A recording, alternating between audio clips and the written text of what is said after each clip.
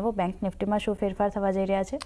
તો નિફ્ટી બેંકમાં જે પ્રમાણે સેબીનું ડિસ્કશન પેપર આવ્યું હતું ત્યારબાદ ગઈકાલે રાતના એનએસસીનું સર્ક્યુલર આવ્યું, જેમાં નિફ્ટી બેંકમાં હવે 12ની બદલી 14 કોન્સ્ટિટ્યુઅન્ટ્સ રહેશે, એટલે 14 બેંકોનો સમૂહમાં તમને નિફ્ટી બેંક ટ્રેડ કરતા જોવા મળશે. 2 નવી બેંક જે એડ થશે નિફ્ટી બેંકમાં, તેમાં યુનિયન બેંક અને યસ બેંકની પસંદગી કરવામાં આવી છે. એટલે જાહેર છે કે આ બંને કાઉન્ટર્સમાં ખરીદારી જોવા મળશે ને એટલા માટે કાઉન્ટર્સમાં 2 થી 3% વધારો છે.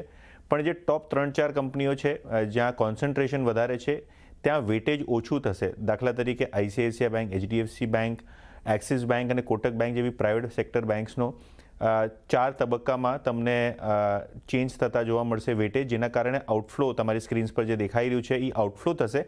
પણ December and, January and, February end અને માર્ચ એન્ડમાં આ 4 ફેઝીસમાં લાગુ થશે, જેના કારણે આજે થોડુંક સેલ ઓફ તમે આઈસીઆઈસીઆઈ બેંક અને એચડીએફસી બેંકમાં ખાસ કરીને જોયો છે.